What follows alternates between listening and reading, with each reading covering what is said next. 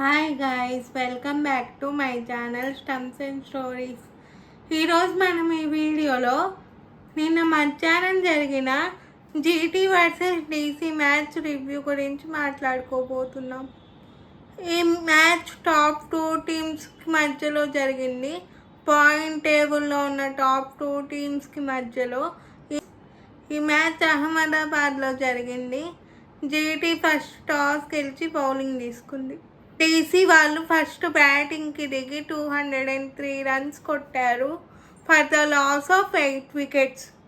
DC batting విషయానికి వచ్చేస్తే Karun Nair 31 runs కొట్టాడు, అక్షర్ పటేల్ 39 రన్స్ కొట్టాడు, కేఎల్ రాహుల్ 28 రన్స్ కొట్టాడు, క్రిస్టియన్ స్టబ్స్ 31 రన్స్ కొట్టాడు, అశుతోష్ శర్మ 37 రన్స్ కొట్టాడు. అలా అందరూ కలిసి 203 రన్స్ కొట్టాడు. జీటీ బౌలింగ్ విషయానికి వచ్చేస్తే ప్రసీద్ కృష్ణ ఒక్కడే 4 వికెట్స్ తీసుకున్నాడు. ఒక్క రషీద్ ఖాన్కి తప్ప మిగతా వాళ్ళందరికీ తలా ఒక్కొక్క వికెట్ వచ్చింది. ఇంకా జీటీ బ్యాటింగ్కి దిగి చాలా ఈజీగానే చేసిందని చెప్పాలి. ఎందుకంటే శుభ్మన్ గిల్ రన్అట్ అయ్యాడు అనుకోకుండా. సాయి సుదర్శన్ ఇచ్చిన రాంగ్ కాల్ వల్ల. తర్వాత జాస్ బట్లర్ వచ్చి 54 బాల్స్లో 97 రన్స్ కొట్టాడు. షెర్ఫెన్ రూథర్ఫోర్డ్ 43 రన్స్ కొట్టాక రాహుల్ త్రిపాఠి వచ్చి 11 రన్స్ కొట్టి మ్యాచ్ని ఫినిష్ చేశాడు.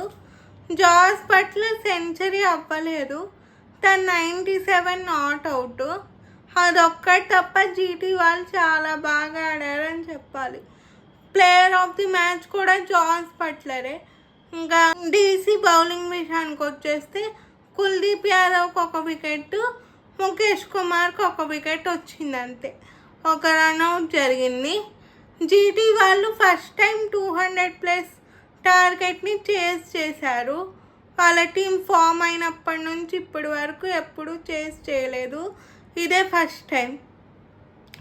అది ఈరోజు మ్యాచ్ రివ్యూ.